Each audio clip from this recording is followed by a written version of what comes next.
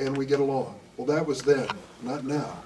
Now we see some terrible things happening. This law, as it is written in words that are clear and unequivocal. They do not accept Muslim people in the same citizenship capacity as other Indians. That is just totally unfair. I've joined with Senator Von Hollen and others, and I've met with the ambassador from India to tell him face to face that I think this is the wrong thing to do. And so when the president ignores this and makes his trip and celebrates and ignores this, I think that's wrong. I think we have a moral obligation to speak up as a nation when people are being mistreated in this way. I have also been to Myanmar, and I've been to Bangladesh, and I've seen what's happened to the Rohingya Muslims as well. I have never seen anything like that. I didn't think I would ever live to see anything like that. I said to one of the United Nations workers, "Are these Rohingya Muslims the most hated people in the world?" He said, "They are. They're the most hated people in the world." If you speak to someone in Myanmar in a conversation, and I did about this Rohingya crisis situation, and I say the word Rohingya, they stop and say, "There's no such thing as a Rohingya person. There's no such things. They are Bengalis. They are not," and they have been there for a century in this land, or longer, and they ignore them as human beings. And you think to yourself, how could you reach such a point in life with so much hate that you would treat people this way? And 1 million have been displaced. I've seen what they live in. They live under sheets of plastic on the side of a hill in Bangladesh. That's it. That's the best they can hope for. And many of them die as a result of it. So I come here today to thank you, to tell you some of my feelings about these issues, and to let you know that what is happening to many of your friends and families is not being ignored. Many of us know this. And I think the first step in that regard is in bringing a new president. I think we need someone who really reflects this country's values more than this man who's currently in office. I've publicly endorsed Joe Biden. I'm not asking you to do the same, although I hope you will. I've known him for many years. He is the most caring, compassionate person I've ever met in public life. I've met a lot of people. I've never met a man that caring, and I mean it. If something happens to you or your family, the first phone call will be from Joe Biden. And I've had that happen personally with my family when we went through a family tragedy. Joe Biden and Jill Biden were the first people to call me. You don't forget that. You know what's in his heart. I don't believe he will ever be engaged in hateful activity, ever. He would never let it happen. He never has. And I think he is the kind of person we need as president to start binding the wounds of this country. Abraham Lincoln, in his second inaugural address, and this was just as the war was coming to an end, used that phrase, to bind the wounds of this country. Country divided between the Union Army and the Confederates, and 500,000 Americans killed. Well, we need a president who will bind our wounds now. We are a divided nation in many respects, and I think he is the person to do that. Last thing I'll say to you is thank you for sending Tammy Duckworth as my colleague in the Senate. She's a wonderful person. I'll tell you quickly an interesting story. 15 years ago, I had a ticket to the State of the Union address in Washington, and I said to my staff, who are we going to invite to use this ticket? We don't know. I said, why don't you call out to the Walter Reed Military Hospital and see if there's an Illinois veteran there who would come as our guest. They found somebody. The night of the State of the Union address, the doors of my office open, and in a wheelchair comes Tammy Duckworth. She lost both of her legs when a rocket-propelled grenade exploded in her helicopter, and they were afraid she was going to lose her right arm. Well, there she was in full dress uniform with her husband, Brian, pushing the wheelchair. It's the first time I met her, 15 years ago. And I spent the night with her, the evening with her, and I thought to myself, this is the most remarkable person I've ever seen. She was just shot down the first week in November, and here it is the end of January, and she's here. She's had a dozen surgeries, and she's here. So I called her once, and she said she was in a very weakened condition because of medication, because I asked her to run for Congress, and she said she would. And she ran for Henry Hyde's seat. She didn't win. She came back and she got elected, second time. Second time, Jackie, she won the second time. And so she was elected to Congress, and then came the time when she was elected to the Senate. She's a remarkable person, an amazing person, and she is the strongest voice in America for veterans and especially disabled veterans. So I thank you for having her join me in Washington. And let me open it now to whatever you'd like to do next. Thank you. About 6 months before the cold February, before Tammy became a senator, she was here in this room. Oh, was she? And we put in a ramp here, and she really wheeled herself into right here where you are sitting, and we had an event for her, something like this. And she is quite a story, and thank you for inviting her. And she mentioned that right here, that this is how you got her interested in politics.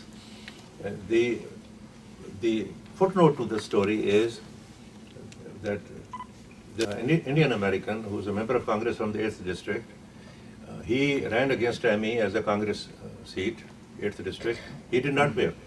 When Tammy vacated the seat, Raja Krishnamurthy is now the representative of the people of the 8th District. And we all supported. I wrote a few checks for him, and many people here did support him. But we were really disappointed in Raja's howdy moody, this whole hoopla in Houston, where while he is committed to impeaching and voting to impeach the president, and then he goes in where Modi, the Prime Minister of India, holds Trump's hand and says in Hindi what will be akin to saying 4 more years. Agli bar Trump Sarkar, which means that 4 more years for Trump. So Raja, I call him a friend. He works. His wife is an anesthesiologist at Hinsdale, and she works. I work with her regularly. And Dr. Junaid Haq is the chairman of the Department of Anesthesia, and Dr. Bala, she goes by the name of Dr. Bala. She works with him almost every day. He's the head, and so I called Raja, and he said, Raja, I think this is really a hypocrisy. That at one end, he said, well, I had to do it for Modi and what have you. So guess what? The community got so upset that they have fielded in a Democratic primary. They have fielded a candidate, a Muslim doctor, Dr. Inam. I think he should be here. So, Dr. Inam. He wants to. I met him. You met him? You met him at the Asian lunar thing.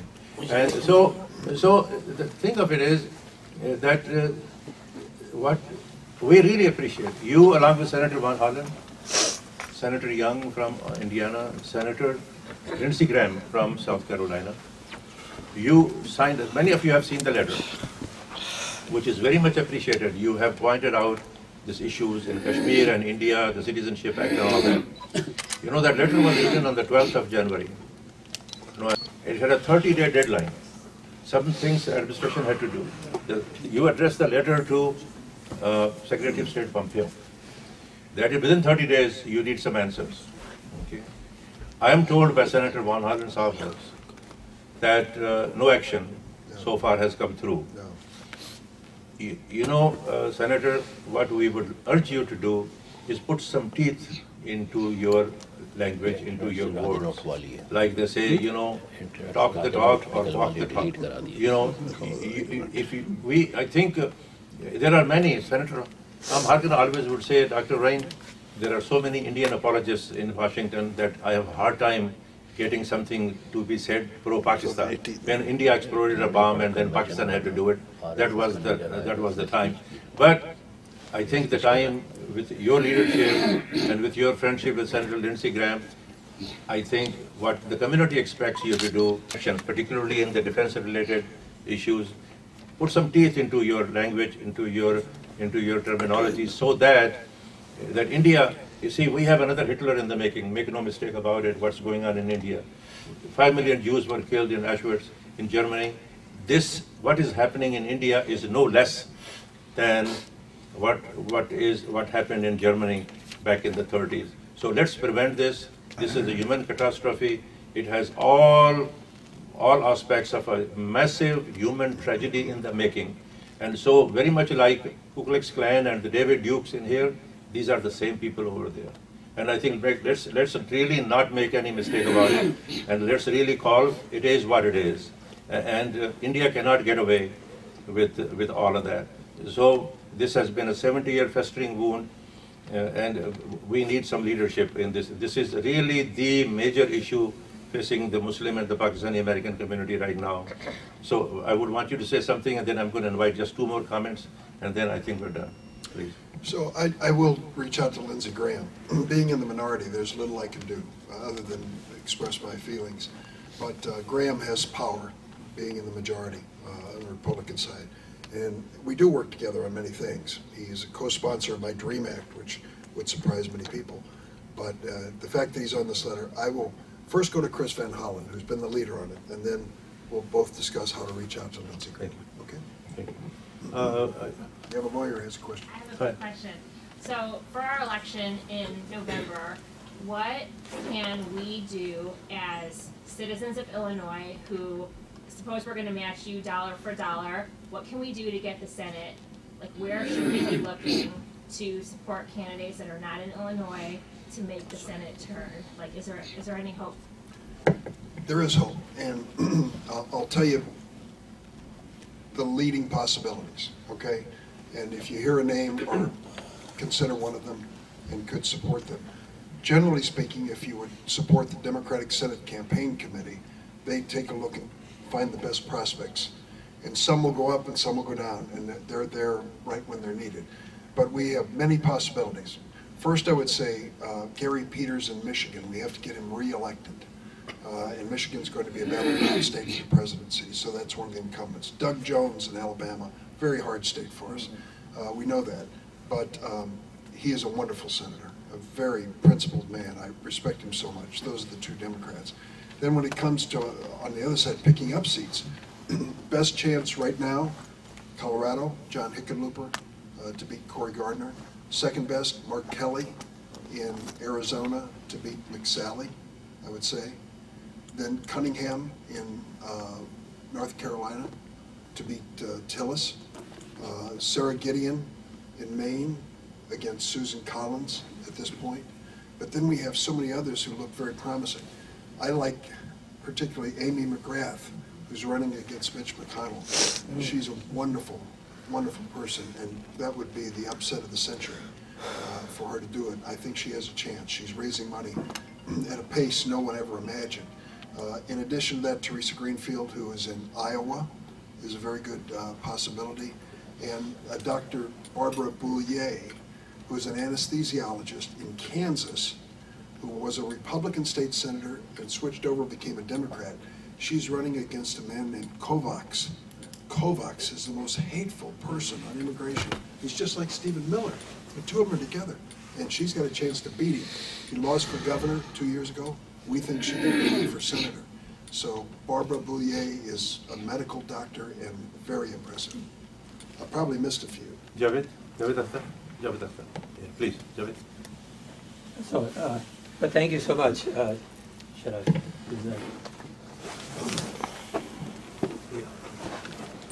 Thank you, Murtaza, for inviting me and introducing me to Senator Durbin. Thank you. Meet with you and hope we can meet again in future.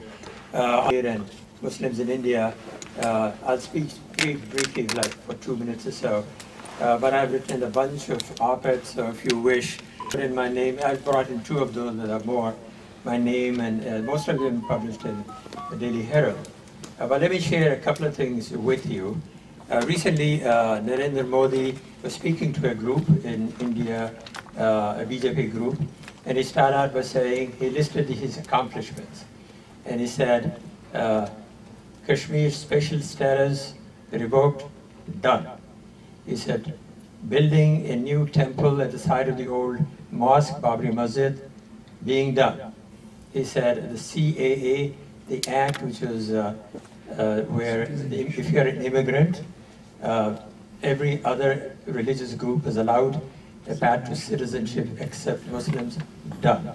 There is the 4th thing, that is the National Register for Citizens, NRC, where citizens are supposed to prove their citizenship by producing birth certificates.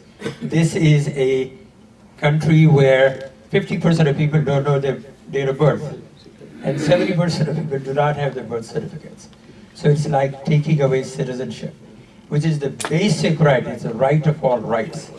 And if you don't have a citizenship, they're not going to have detention centers to put 200 million Muslims there, but they will lose their right for property, to vote, and everything else. So that is the major danger. So he listed these accomplishments, said, done, done, done. Then he said, guess what? The real change will start now. That was like the most ominous little statement I heard. And we don't have to guess what the real change would be, because all you have to do is go to the BJP website, and basically the BJP, which is right-wing, you can say nationalist, I would say, more of a Hindu extremist group. They want India to become a Hindu nation. They have no use for secularism. They are scrubbing out from their books even Nehru. Even Nehru now doesn't exist in the books, even though Modi will come in outside the country and say, we are the nation of Gandhi and Buddha, but his party celebrates Gandhi's assassination by, there are cutouts that are rigged up to, with fake blood. So people shoot the regard and the blood flows out. So that's what's going on. It was a Hindu national. Yes, Yes, exactly. So what are the three things that can be done that may stop this? Because this is really quite remarkable. One is a local pushback. For the first time in his life, he has had a pushback. Nobody thought he would have won by a landslide, and the pushback has come from university students. Young people have said, we have DNA, our DNA is secularism and tolerance. Gandhi died for the Muslim unity. That's what we want to fight for. And they've been beaten up, but all of the elite universities, like 28 of them, have protested. That's number one. The second pushback, which is the most surprising, has come from women. There was a little garden in a blue-collar locality in Delhi called Shaheen Bagh, and the women sat in there. It's a peaceful sit-in that is being done now for a few months. It's called Grandmother's Sit-in, and they said, we'll not leave till somebody from the government meets with us and we scrap this national register law which is to be implemented. Now what has happened is it sparked a huge number of protests in many cities in India where women, both Muslim and non-Muslim women, are out in the streets doing sit-ins, and that's just the most amazing thing I've ever seen. Now the two other things that are important that may stop is, one, that India's economy is becoming a little shaky. Just last week, one of the banks called the Yes Bank went under. It accounts for about 1.3% of the banking system there. But a number of other banks are also in trouble, and again because of high-level corruption. And the last thing, which is very important, is if what you're doing with Chris Van Hollen and Young and Lindsey Graham, if there are sanctions that bite, as Murtaza said, that would make a big difference. But also, if you name a couple of individuals in those sanctions, one is this very powerful Home Minister of India called Amit Shah, who is very open and wants to do, and really, I don't think there is another word to describe as evil. And there's another fellow, is the Chief Minister of the largest state of India called Uttar Pradesh, and if possibly he's even worse. So anyway, thank you again.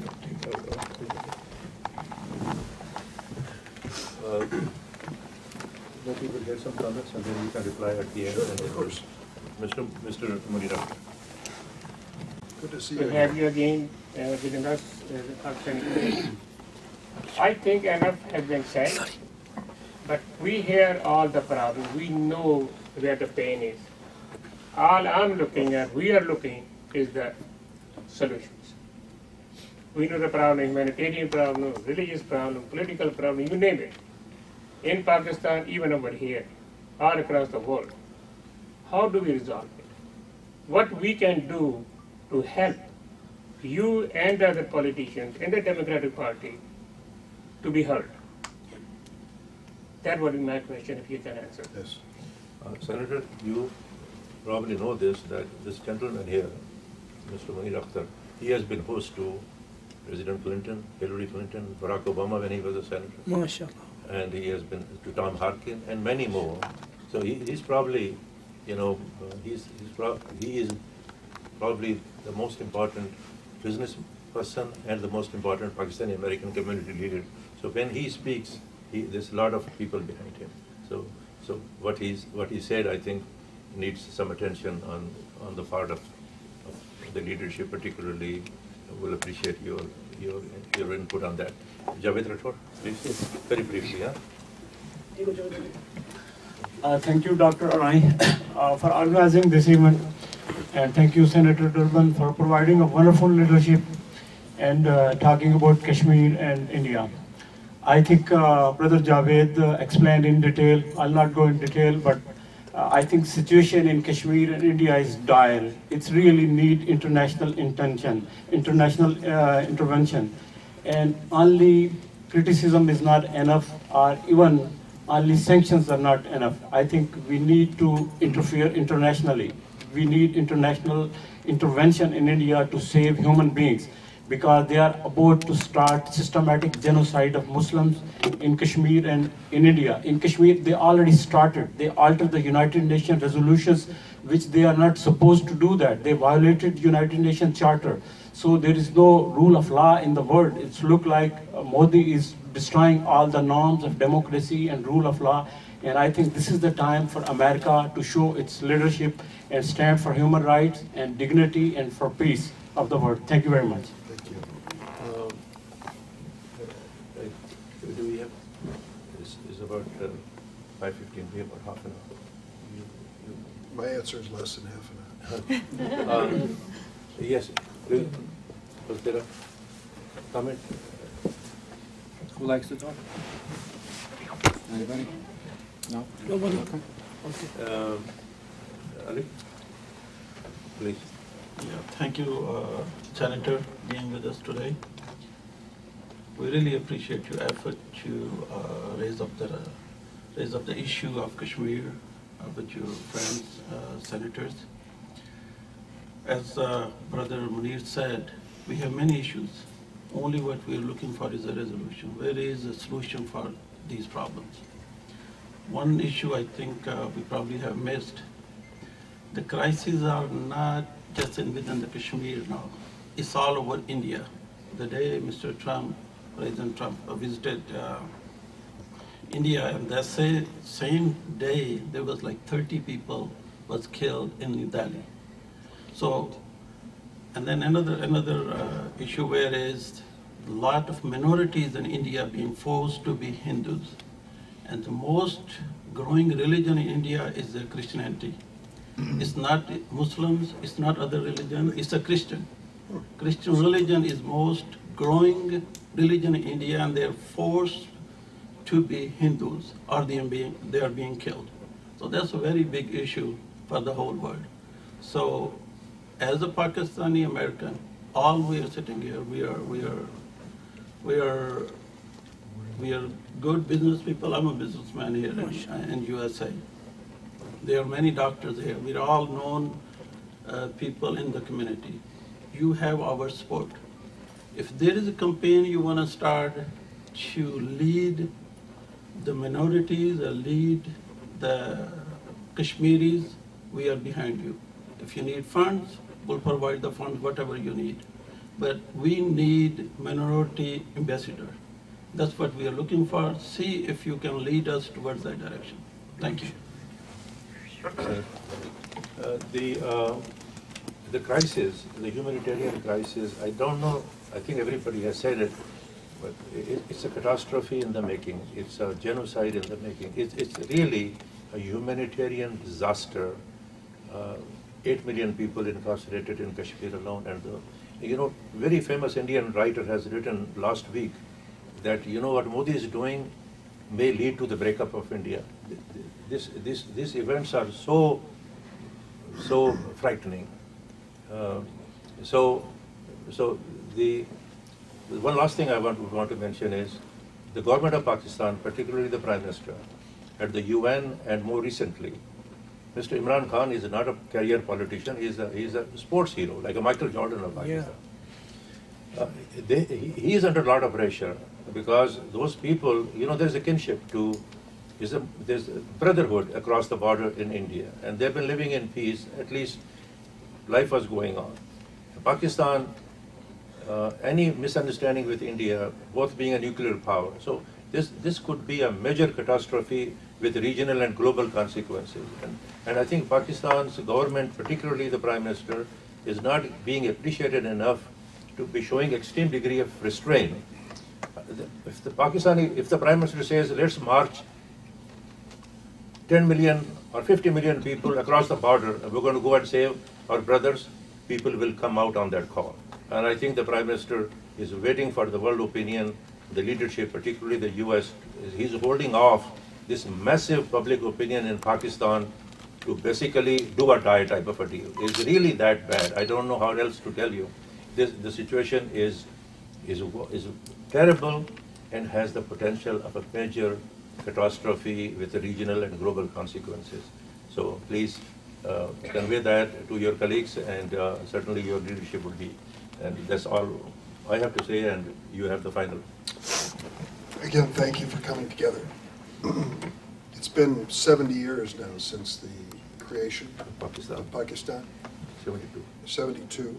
And if you read the history of it, or you know the stories, some of you have heard them from your family, you know it was a time of terrible bloodshed and killing.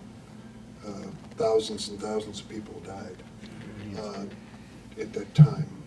And I worry about that moment because we see the seeds of that division coming back. And I fear that we live at a time where we not only run the risk of such terrible bloodshed and killing again, but as you just mentioned, we're in a nuclear age now. And if it reached that horrible moment, it could be a devastation that we've never seen on Earth. That is, I don't think I exaggerate. I think that is the reality of what is happening here. And I want to thank you for your presentation. It was excellent. You've studied this issue. I want you on my staff. Good. But I think when you talk about where do we go next, and you mentioned the university students in India. The young and the fearless. Yes, the young people speaking up, to have young Indian Hindus stand up and say this is wrong, and join hands with Indian Muslims and say, you know, this is not India and its values, democratic values, the values of Gandhi and such. That to me is the key to it.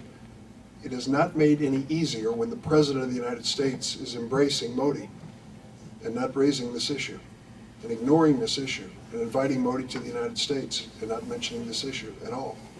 I mean, that doesn't help the situation one bit. So we've got to be much more outspoken and honest in our foreign policy. And someone asked, what can we do? I think we need a new president. That's what we need. We need someone with different values. And a Democratic Senate. Pardon me? And a Democratic Senate. And a Democratic Senate. Thank you, Jackie. Yes, because many of the things you've asked me to do, I can't do because I'm in the minority. So when it goes to list the senators who could tip the balance back the other way, that could make all the difference in the world. So those are the things that I hope you will consider. But I go back to the point I opened with here, and with the initial Muslim travel ban. Don't give up on this country. I know you won't. You came here and committed yourselves to it. You made sacrifices to come here. You made sacrifices to stay here. Every day isn't a day of warmth and acceptance in your life. There are people, I'm sure, who don't treat you right, and I'm sorry that still happens in our country, but it does. But know this, we are a nation of immigrants. Our diversity is our strength. There is no one true religion. We respect everyone's right to their religion and their right to not have a religion if that is their choice. That is what our Constitution says. And as far as the Muslim religion, I came to know George W. Bush.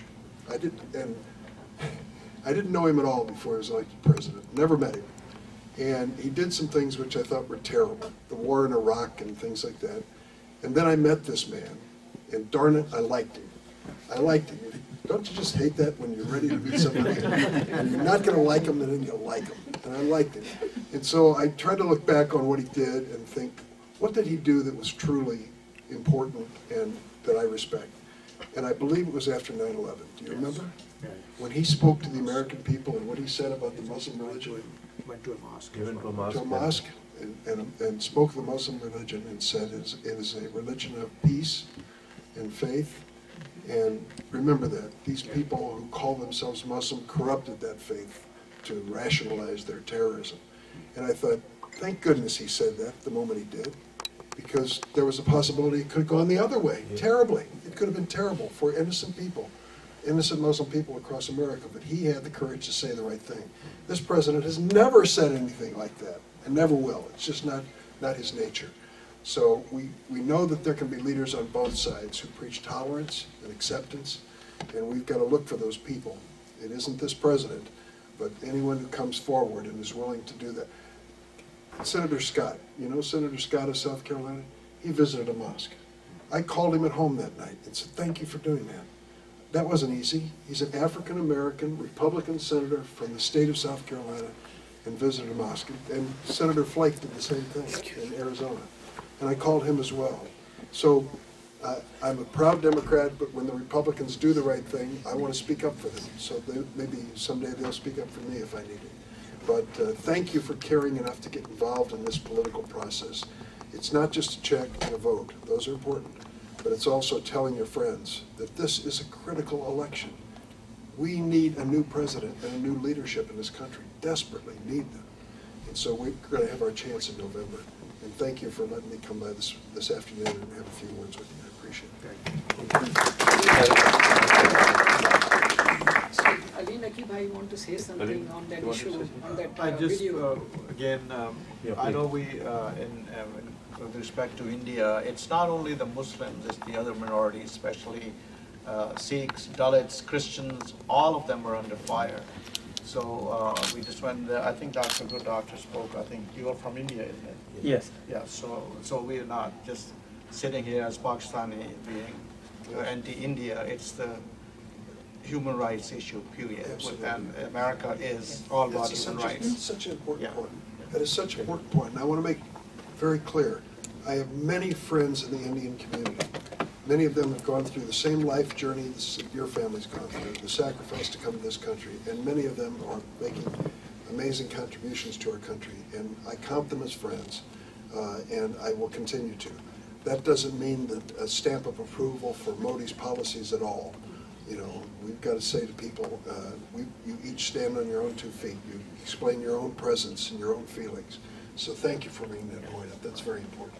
Thank you, Senator. Thank you, Senator. And on behalf of Samir Bhai, you want to say something? Thank you. Samir Shafi, a dear friend, he is a co-host with me. He heads a major dialysis company in the US. He's on the board.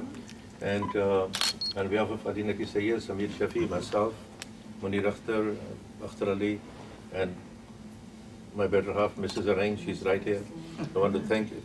All of this was not possible. I was operating until 2:30 this afternoon, and she made all these arrangements. These banners. Did you finish the surgery?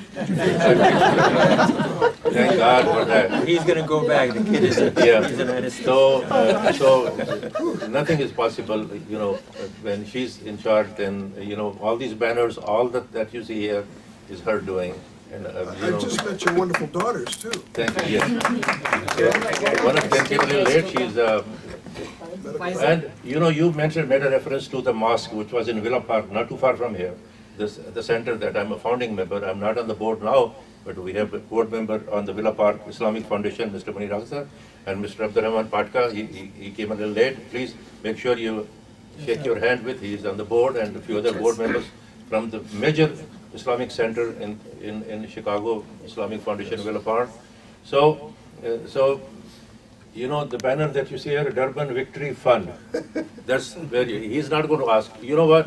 Many times the president or the senator or the vice president comes and their campaign office says, doctor, how much money are you going to raise? And this is the minimum.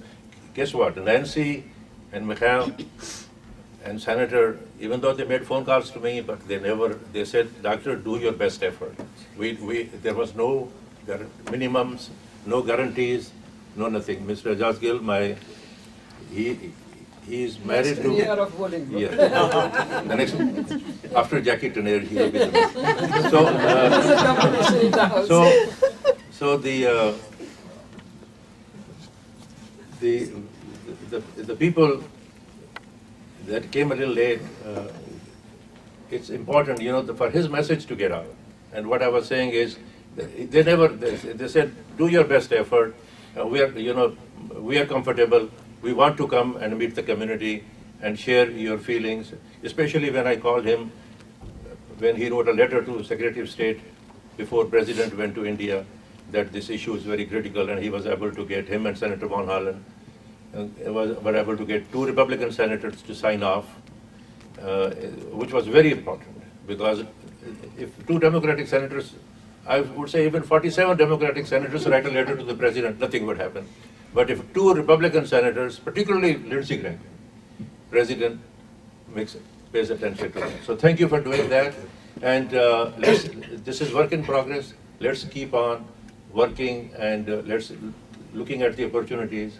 And where you sit, I'm sure, if you put your mind to it, and you are sensitized to this issue, you can get things done. Particularly if the new administration, we all be lucky. And okay, having said that, ladies and gentlemen, none other than Dr. Inam himself, running for Congress from North 8th District. So, representative democracy is all open. If you don't, it's better to light a candle. If you don't like something, stand up and be counted. Politics is not a spectator sport, it's a contact sport. He, anesthesiologist, I got upset with Raja Krishnamurthy, but he really got upset to the extent that he said, I'm going to stop giving anesthesia to people and I'm going to run for his seat. Just imagine that. When I was a surgical resident, the chief of surgery at Northwestern, Tom Baffis, was a Greek fellow. He was one of the pioneer pediatric heart surgeons, Tom Baffis. And Tom Baffis, he mentioned that he was sued once. In his 50-year career as a surgeon, he was sued once by a person. What he thought was a frivolous suit. It made him so upset, he took for 4 years at DePaul University law classes to become an attorney. And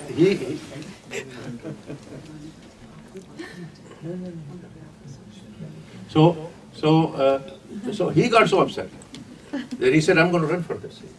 And God bless you. Thank you for doing that. Thank you. And again, I want to thank everybody for coming, and Senator has another commitment. And there are a few people who would like to have a quick photo with yes, Senator. we can go upstairs, have a quick picture. And last, please get something to eat. I know you have not eaten whole day, so please get some Pakistani. Sure. I cooked all that food you have to eat. Please. You cooked it? Thank you. Dr. Sir, just add, Imrani Sahab, if you want to